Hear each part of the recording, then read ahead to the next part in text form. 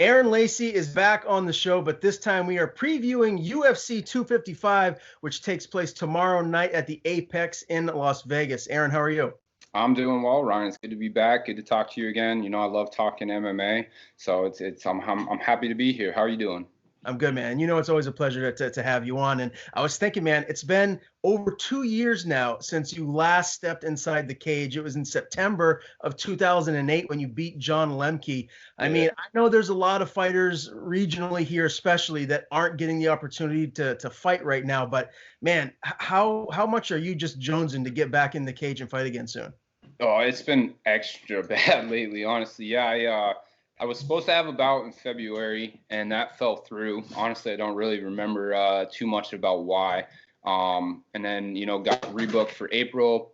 Obviously, COVID hit. Everything got shut down. So, yeah, I've been itching to fight for a while now. Definitely want to get back in there, get my name back out there, start, knocking some people out and really, reminding people who I am, start chasing that dream. For sure. Have you heard? I mean, I talked to Bill Vigil fairly recently, and he plans on having an event in March of 2021. I'm not sure what Matt and Nick are doing for NEF. I'm hoping that the regional circuit is going to start back up around that time. Have you heard anything, or has there been any potential matchmaking for you to kind of get ready for? I mean, I haven't really heard anything. Like, we've been kind of trying to stay in touch with like the Maine State Commission, kind of see like where they're at. I know for a while there had been a push to try and get some of these things going with a limited crowd when the limited crowds were still allowed. But when they shut down the whole crowds completely, that's how a lot of these local shows make money, is having, butts in seats. So if you can't fill a place up, there's really no way for them to make money. So I see why, they're not putting shows on. I would love to have the state, New England, the country, the world open back up and, get back to being able to have these local shows and display some local talent and foster some people onto the next level. But, unfortunately, the future is not super bright goes right now. So I'd love to get some better information, but unfortunately, that is what I've heard of it as of now. Yeah, we truly are living in unprecedented times right now. Absolutely. But before we dive into this UFC 255 card, I wanted to get your thoughts on Contender series in general, because a lot of people that are in your position that are up and comers that are, maybe a fight or two away from maybe getting on the Contender series to get your chance to fight in the UFC. That's the route that they're going. You're seeing a lot of people with records very similar to yours competing on ESPN Plus in Las Vegas in front of Dana White for a contract. Have you been staying in touch with that, watching that, and how does that make you feel when you see these people realize their dreams? I mean, it's definitely like a little bit of a bummer, like, realizing that like that could be my spot and I could be really grabbing one of those contracts. But, I'm happy to see a lot of these New England guys get their shots. There's a lot of people from New England that have been on there lately. So, when the New England boys get called up to the next level, of course, I'm rooting them on. The only time I don't cheer for them is when they're standing across the cage for me, But it's good to see some of these guys who have been making the push and are able to keep some of these things going, get their opportunity. Would I love one? Of course. I have some mixed feelings about the Contender series. It's not a guarantee. The only guarantee you have is that you're going to fight in front of Dana White, and that's it. So, you can win and not get a contract. You can, have a great fight and still not get a contract. So it's not a guarantee. It's a great shot, and it's kind of a way to skip like the Ultimate Fighter or other avenues.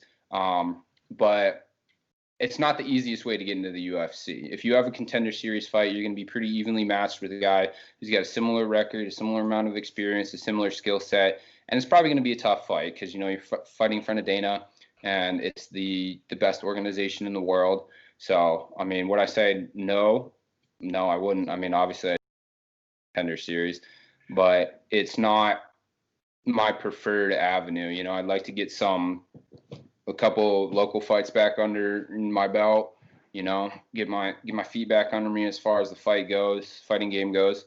And, one or two fights like that, Contender series comes knocking. Yeah, of course, I'd be down for that. They do have seasons. Like, I know they just finished their season last week, I believe.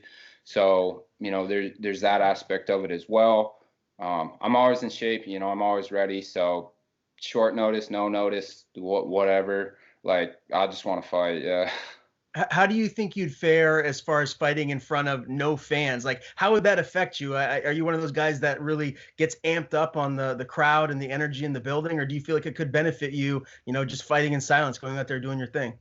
Honestly, I think it could probably benefit me. I'd have a lot more clear mindset. I don't really feed off the crowd too much. Like, the way I kind of describe what happens with me when I get in the cage is that there's essentially like this black wall that kind of encloses the cage, because you're so in the moment. Like, all you've got is the guy standing in front of you. He's trying to tear your head off, you're trying to tear his head off, and you really focus in. So, like, the crowds for me are not a huge deal. Like, it'd be an interesting experience for sure to be able to hear my coaches a little bit better, kind of hear what's going on, hear some of the kicks and punches land, So I don't think it would affect my performance either way. It would definitely be a new experience, though. Yeah, for sure. Well, I feel fairly confident speaking on behalf of New England in general, saying that we're excited to see you step back in the cage whenever that may be. Hopefully it's sooner rather than later. Hopefully soon, yeah. Exactly. So again, man, UFC 255 is tomorrow night in Vegas. It's headlined by two flyweight title bouts. Davison Figueiredo defending against Alex Perez, and Valentina Shevchenko taking on Jennifer Maia in the co-main event. Before we dive into that main card, I want to get your pick as a fight to watch on the undercard, because there are some good ones here. Yeah, this whole card is pretty stacked. Honestly, I was looking through it, and I really hadn't been too much in touch with the undercard until I really started to dive into it. So as far as like my fight to watch goes, it's actually going to be the Alan Jouban Jared Gooden fight. I've seen Alan train personally. He actually made his UFC debut up here in Maine when they had the Bangor card quite a few years ago. So I watched him train. He came in and used our facilities. His wrestling coach, ran a couple seminars for us. So that was a really great experience. And he's matched up against a guy who's got a fairly similar style, Jared Gordon. It's his UFC debut, but he's got a lot of knockouts on the regional scene. That's Alan Jouban's game.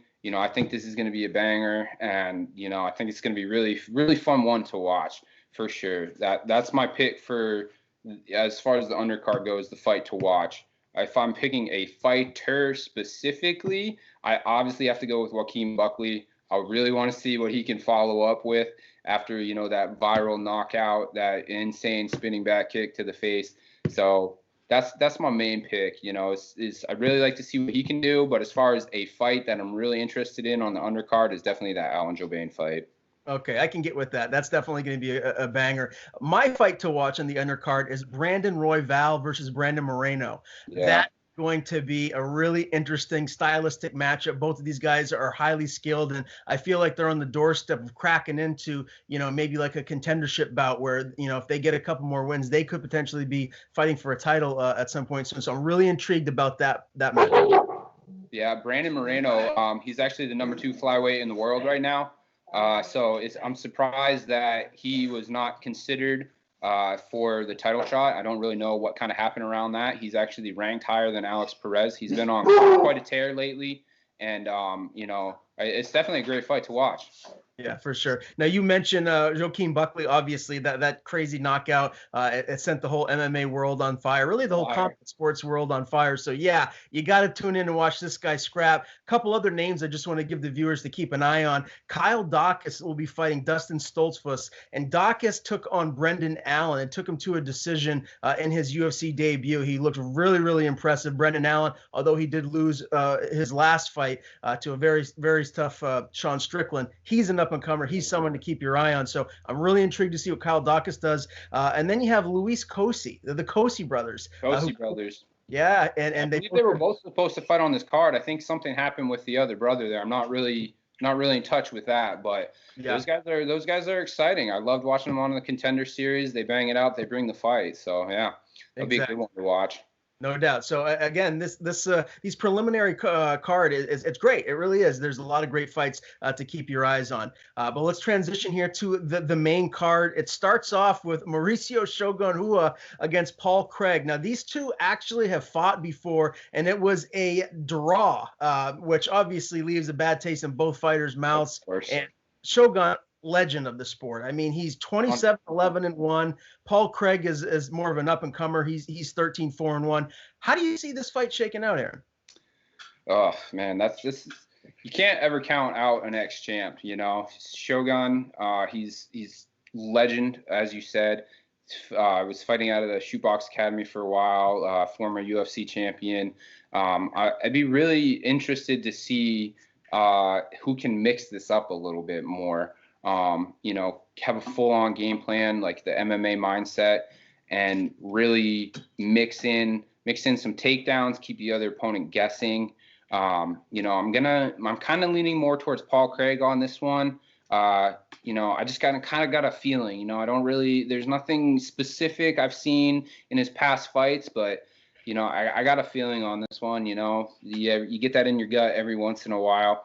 I don't think he's going to be able to submit Shogun because, you know, he's a legendary black belt. So it'd be a little bit of a banger, but maybe if he can get that top control, grind him down a little bit, maybe get a late second, third round TKO, I could see possibly happening. Yeah, well, you know, I mean, Father Time has got to catch up with Shogun at some point, right? He's closing in on 40, and he's been around forever. I mean, he's not your normal 40-year-old because he's been in a bunch of wars. So you think that maybe, you know, his body might even be a little bit longer in the tooth than the normal 40-year-old. So that's going to be something to keep your eye on. I never want to discount Shogun because, as we both said, he's a legend. He's got a ton of power. If he catches you in the right spot, you're going night-night. But I'm going to lean with you here as well. I do feel like the younger upstart here, Paul Craig. He has a brighter future. I don't know if he'll ever reach the levels that Shogun did. But I'm going to go with him as well here on this one. Now, the next fight here is Caitlyn Chookagian and Cynthia Calvillo.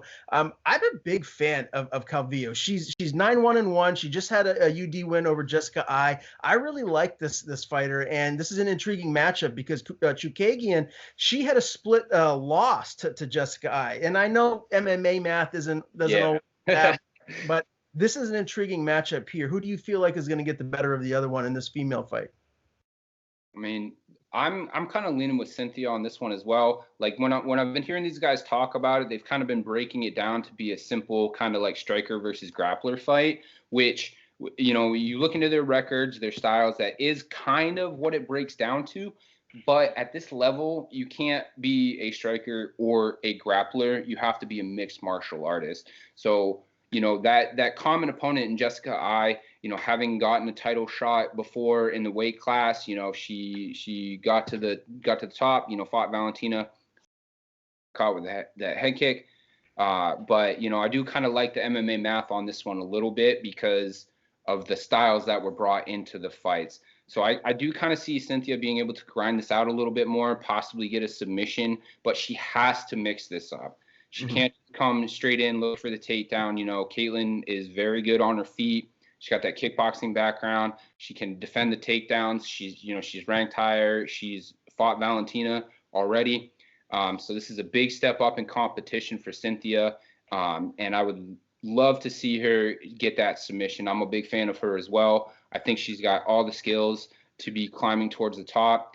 I'd like to see her have a couple more fights after this before she gets that title shot. I think if she wins and you rush her into the title shot, it would be rushing it. So I'd like to see her develop, you know, 2-3 more fights, some high quality opponents, and really develop herself a little bit more as a mixed martial artist before she gets thrown into that title shot. But I'm leaning with you on this one. I see Cynthia being able to hopefully get the submission. If she can't, it's probably going to go to a decision, and I can see her being able to grind it out. Yeah, really intriguing matchup, and Cynthia's got a really interesting story outside of the cage too. If you haven't heard about it, go Google it, check it out. She's someone you can really get behind and cheer for here. So I'm intrigued about this fight. Now, I mean, Mike Perry and Tim Means. Good God. I mean, who doesn't like to watch Mike Perry fight? Say what you want about, his antics outside of the cage and kind of the craziness Back corner.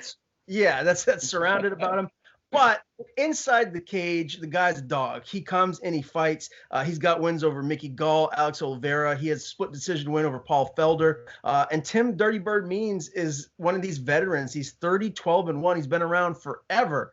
I'm not so sure that Means is going to be able to stay in the pocket and throw with Mike Perry here. And I think that's kind of the fight that we're going to see. Because of that, I feel like I'm leaning towards Perry to maybe either win by TKO or win a decision. How do you see this one shaking out? I completely agree with you. That Mike Perry's game plan is get in your face and smash it. Like it's pretty simple. It's pretty straight, but he's nasty and he's great at it.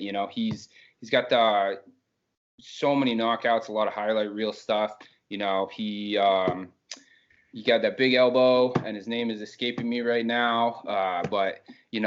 So yeah, I'm leaning towards Perry on this one. He's younger, he's got the power, and I think if Tim Means is going to stand a chance at winning this fight, he has to keep it at range, and he has to be more tactical in his approach. He can't try to sit here and go punch for punch with Perry, because that really doesn't end well for just about anybody that Perry has fought. But so for this one, I'm agreeing with you on this one, Ryan. I'm leaning towards Perry. Yeah, and Mike Perry's two recent losses to a guy named Jeff Neal, who, in my humble opinion, could very well be fighting for a title at some point down the line. On the cusp, yeah. Is scary. And then split decision loss to Vicente Luque, who's another stud. So really interesting matchup here. I can't wait for this one. Co-main event time, flyweight title, Valentina Shevchenko, Jennifer Maia. I'm going to say something, Aaron, that might sound crazy. Some people might be like, what is Ryan on right now? But I personally feel like on any given day, Valentina Shevchenko could be the best pound-for-pound female fighter on the planet. She has 2 losses to Amanda Nunes. One of them was by split decision. Very, very close fight. A lot of people felt she easily could have won that fight. I'm a huge fan of Shevchenko. I just don't see her losing. I'm just going to put it right out there. I just think she's too damn good. And I hope that she does get a trilogy fight with Nunes, because right now that's the only girl that I can see giving Nunes a run for her money. What do you see in this one? I completely agree with you there. Like when I first heard this matchup and I started digging into Jennifer Maia, I really don't see much of an avenue for her to be successful. Valentina's stand-up is the best in that division. It could be the best in the entire women's division, depending on how you want to break it down. I agree with you that on any given night, she could very well be the pound-for-pound best female fighter in the entire world. So she's got more submission victories, which is kind of surprising given the fact that she has a fantastic Muay Thai background. She's had plenty of knockouts. She's always putting her stand-up on display, but she can mix it up. I've personally trained with her. I know what she's all about. And, yeah, I don't see how this goes Jennifer's way. I don't see her landing a lucky punch.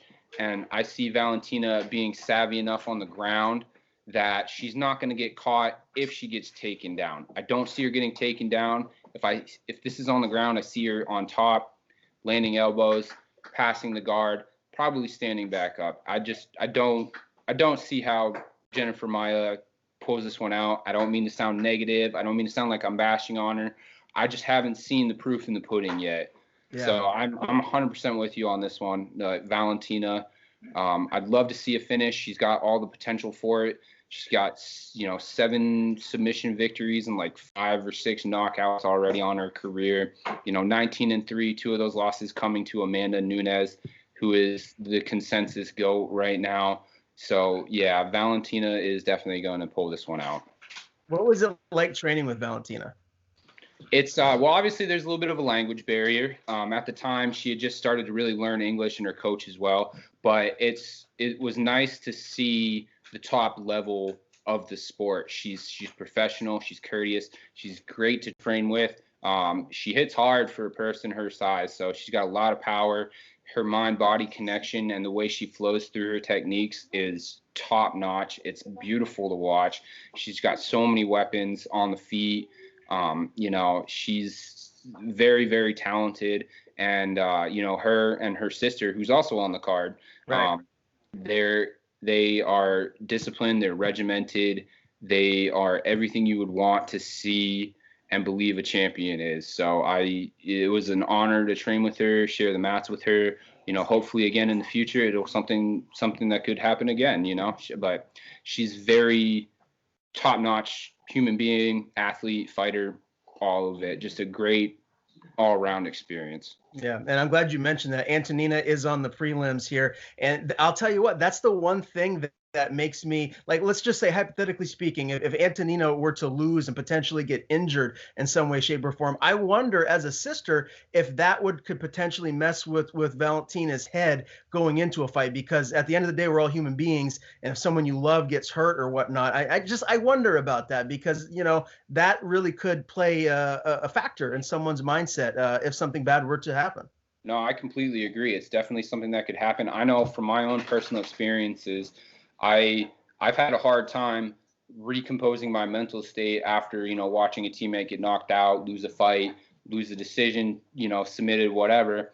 The other thing that I can reference here is the Perez brothers, back when they were both in the UFC. Sergio and Anthony both fought on a card.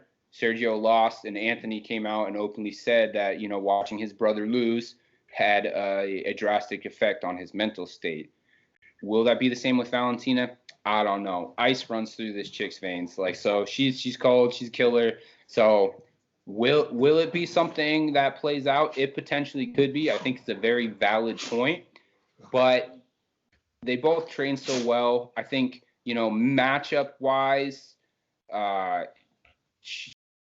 Antonia's got a little bit of a harder matchup, for her, given the styles, the experience levels, and all that. So it'll be interesting to see how that plays out, but it could definitely be a factor. Watching her sister lose could definitely have an impact on her mental state. Yeah, we'll see what happens come fight night. Now, main event time, Aaron, flyweight men's title, Deiveson Figueiredo, 19-1. He looks like an absolute savage taking on Alex Perez. I'm going to let you take this one away, man. Break this down. How do you see this working out? This one is, honestly, this could be the fight of the night. It could be the upset of the night as well. Like, I'm more so leaning towards Deiveson. He's got the power, he's got the aggression, he's got the skills on the ground. Alex Perez has to have a complete game plan in order to honestly stand a chance, in my opinion. So they both have a common opponent. If we're going back to our crazy MMA math, and Jussier Formiga beat also Deiveson. Oh, that's very true. Very true. Benavidez as well. So, Deiveson lost to Jussier Formiga. Alex Perez beat him. Alex Perez lost to Benavidez. Deiveson beat him twice in very decisive fashion. So when you're talking about your MMA math, this one is definitely kind of up there. Like, I've never been super impressed by Alex Perez's power. Obviously, the leg kick, the calf kick finish of Jussier Formiga was a great technical advancement in his game plan. It's something I hadn't seen him throw very much up until that point.